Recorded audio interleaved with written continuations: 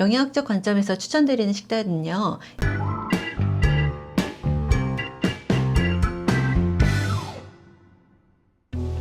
유리님들 안녕하세요. 안녕하세요. 스텔라입니다. 안녕하세요. 영양박사 클라라입니다.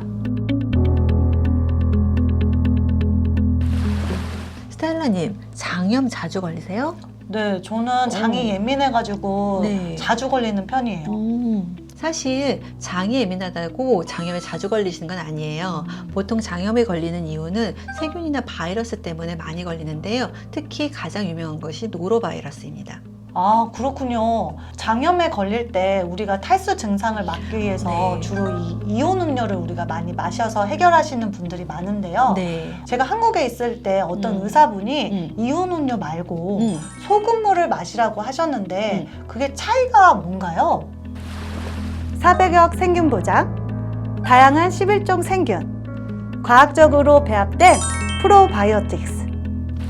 장염에 걸리면 설사 때문에 수분을 많이 잃어버려서 탈수 증상이 많이 나타날 수 있어요. 탈수 증상을 막기 위해서는요, 수분하고 전해질 보충이 가장 중요한 건데요. 이를 위해서 보통 이온 음료를 많이 마시지만 이온 음료는 당 섭취가 높아질 수 있기 때문에 더 안 좋을 수 있으니까 조심하시고요. 맹물보다는 이온 음료가 더 좋지만 전해질을 보충할 수 있는 소금물을 드시는 것을 추천드립니다. 보통 물 1리터에 소금을 한 반 티스푼을 섞어가지고 그거를 자주자주 드시는 것이 훨씬 더 좋으세요. 이게 1차원적으로 생각했을 때는 우리가 소금 하면 네. 왠지 장에 더 자극을 줘서 안 좋을 것 같은데 소금물을 마셔도 된다는 게 좋은 꿀팁인 것 같아요. 네.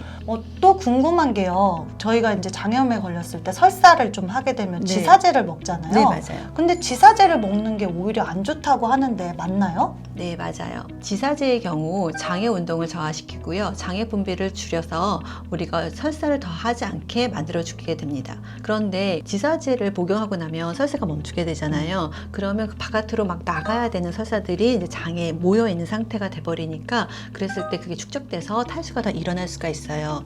특히 그 혈변이 동반되는 그런 급성 장염 같은 경우는요, 지사제를 복용하시는 것이 훨씬 더 악화가 될 수 있습니다. 하지만 내가 이제 집에서 좀 어느 정도 이제 안정을 했다라고 하는데 계속 지사제를 드실 필요는 없고요. 만약에 외출했을 때 너무 이제 그런 그쵸. 경우는 또 많이 낭패잖아요. 그래서 그럴 때는 또 지사제를 드시는 것이 도움이 될 수 있습니다.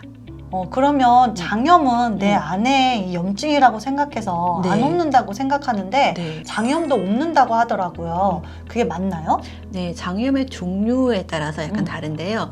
보통 바이러스성 장염은요, 전염성이 되게 커요. 특히나 화장실 변기나 세면대를 만지면서 거기서 오염된 손으로 우리가 이제 여러 가지를 만졌을 때 그때 오염될 수 있고요. 또 특히 재채기를 했을 때, 재채기요? 네, 재채기를 해서 이제 공기 중에 날아다니고 또 그런 것들이 또 이제 여러 군데 묻어서 또 우리 몸에 들어올 수도 있으니까 바이러스 장염은 굉장히 많이 전염성이 높아요.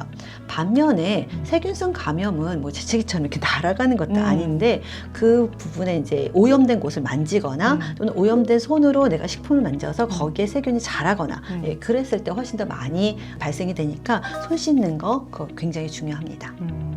원인에 따라서 되게 다르군요. 네. 그럼 저희가 보통 장염에 걸리면 굶잖아요. 네, 그렇죠. 그래서 굶은 다음에 바로 또 음식을 먹으면 탈이 나니까 이 굶은 후에 그 다음에 바로 이제 장염에 걸린 사람들의 식단을 추천해 주신다면 뭐가 있을까요? 장 점막의 유지와 재생에 도움이 되는 L-글루타민. 영양학적 관점에서 추천드리는 식단은요, 일단 급성 장염일 경우에는 하루나 이틀 정도 완전히 절식을 하시고요. 그때 충분한 수분을 공급하기 위해서 끓인 보리차라던가 그 다음에 이제 미지근한 물 같은 것들을 계속 공급해 주시는 게 좋습니다. 그리고 나서 증세가 약간 회복이 되면요, 우리가 맑은 유동식, 예를 들어서 미음이라던가 또는 맑은 국물, 고기 국물은 안 되고요. 그런 것들을 하나씩 이제 드시기 시작하시는 것입니다. 그리고 나서 상태가 더 호전이 되면 그때부터 이제 죽으로 드시는 거예요. 제가 이제 죽을 먹다 보면 장염에 걸리면 며칠 굶어서 이렇게 몸이 상태가 안 좋잖아요. 그래서 네. 원기 회복을 하기 위해서 전복죽을 먹는데 있는데 전복죽은 어떤가요? 전복은 단백질이 되게 풍부하고 비타민과 무기질도 굉장히 많이 들어있는데 얘네들이 이제 삶으면 딱딱해져요.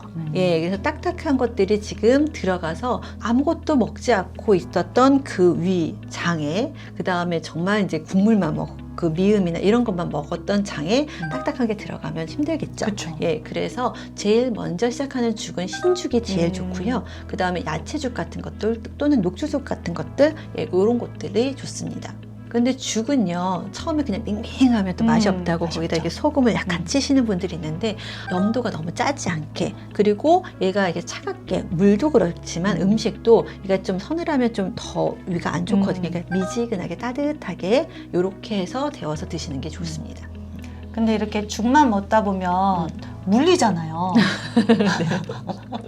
근데 네. 이제 이 죽 말고 다른 음식을 추천해 주신다면 뭐가 있을까요?